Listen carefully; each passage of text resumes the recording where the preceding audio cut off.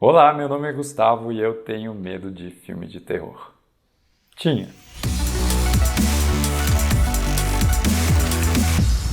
No vídeo de hoje vamos falar sobre o universo do diretor e roteirista Mike Flanagan e por que eu acho que ele faz terror para quem não gosta de terror. Na verdade, para quem gosta também, né? Mas o ponto é, os filmes e séries do Mike Flanagan conseguem entregar tudo aquilo que o gênero pede, mas de um jeito que consegue contornar algumas barreiras de pessoas como eu que não se interessavam muito por isso. E quando eu digo isso é porque a minha situação era essa. Eu cresci fazendo maratona de filme de terror na casa dos amigos de madrugada, mas assim, sempre porque eles queriam ver isso e eu não. Eu odiava tomar susto, eu ficava sonhando com as coisas depois.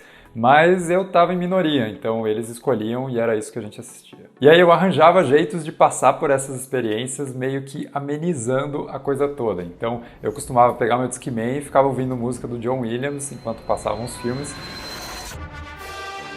E aí é bizarro porque até hoje eu associo o chamado com a trilha de Star Wars. Então é muito estranho. Quando eu penso na garota saindo do poço ali, pra mim tá tocando o tema da força de fundo.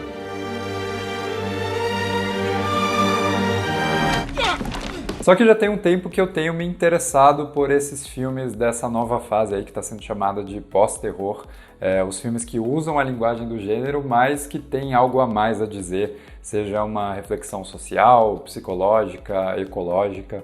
Eu sei que tem crítico que odeia esse termo, pós-terror, porque eles vão dizer que os filmes de terror sempre fizeram isso, e isso é verdade, eles estão certos. Mas eu acho que tem toda uma nova geração de cineastas fazendo isso muito bem, então eu até gosto do termo só para meio que categorizar na minha mente de qual período que eu estou falando. E esses cineastas me motivaram a quebrar essas barreiras para descobrir o que tornava os filmes deles tão interessantes. E aí eu conheci o Mike Flanagan no Doutor Sono, que é a sequência do Iluminado, aquele filme clássico do Kubrick, e também o livro do Stephen King, né? Aliás, o Stephen King nunca gostou da adaptação que o Kubrick fez, e o que eu acho interessante, curioso, é que o Mike Flanagan consegue fazer uma sequência que agrada tanto os fãs do filme quanto os fãs do livro. Que ele respeita todo aquele legado e o impacto do clássico que é o Iluminado, mas ele também coloca aquelas aspirações ali do Stephen King que tem no livro e consegue conciliar os dois muito bem. Só que para mim, onde o Mike Flanagan tem realmente brilhado é nas séries que ele tem feito para Netflix. E aqui eu vou focar em A Maldição da Residência Hill para a gente entender por que eu acho que essas séries talvez funcionem para quem não costuma assistir esse tipo de coisa.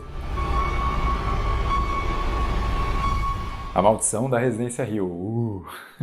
Olha esse nome, cara, não vou ver isso nunca. Calma. Uma das primeiras características do Mike Flanagan é que ele é um adepto do slow burn, que nada mais é do que você, enquanto contador de histórias, levar um tempo mais longo, trabalhar com mais calma ali para construir as coisas antes de chegar no ápice da narrativa. No caso das séries de terror dele, isso significa que ele abre mão de muitas das soluções fáceis e até gratuitas do gênero. Então, pode tirar da lista os jump scares, aqueles sustos fáceis, a violência explícita e até aquelas mortes numerosas e gratuitas que muitas outras obras do gênero têm. Na Maldição da Residência Hill, por exemplo, a gente acompanha um casal e os seus 5 filhos que se mudam para uma casa antiga com o intuito de reformar ela e vender muito mais caro. Só que é claro que na casa acontecem várias coisas estranhas que vão aos poucos danificando essa relação familiar que era muito sólida. A partir daí a série está sempre cortando dessa narrativa que se passa nos anos 90 para o tempo presente, onde a gente acompanha os filhos agora adultos. E você vê que o foco não está nas coisas que assustavam eles quando crianças, mas sim no trauma que toda essa experiência deixou na vida deles e do pai, e o mistério do que aconteceu com a mãe. Assim, você quer saber o que vai acontecer, mas você também passa a se importar muito com cada um deles, né? Você quer que eles se unam de novo, que eles resolvam esses conflitos familiares. E é curioso que esse envolvimento emocional pode ter um efeito duplo para quem não curte filmes de terror. Ao mesmo tempo em que você quer continuar assistindo, né, porque você se importa, o diretor consegue fazer a gente temer por eles com muito mais facilidade, com muito menos recursos. Isso é assustador, só que você quer continuar assistindo. Na Maldição da Residência Hill, o ápice dessas duas características, o terror não gratuito e o engajamento com os personagens, acontece no episódio 6 da temporada, que ainda adiciona um toque ali de excelência técnica. O episódio inteiro é feito de 4 planos sequências, né? Aqueles takes longos onde a câmera nunca corta. Assim a gente finalmente vê os personagens se reunirem no ponto máximo de conflito entre eles, e a gente não consegue escapar dessa tensão, porque justamente a câmera nunca corta. E aos poucos o diretor vai mesclando essa tensão emocional deles com os elementos de terror que vão surgindo ali como um tempero adicional para uma cena que já estava funcionando muito bem.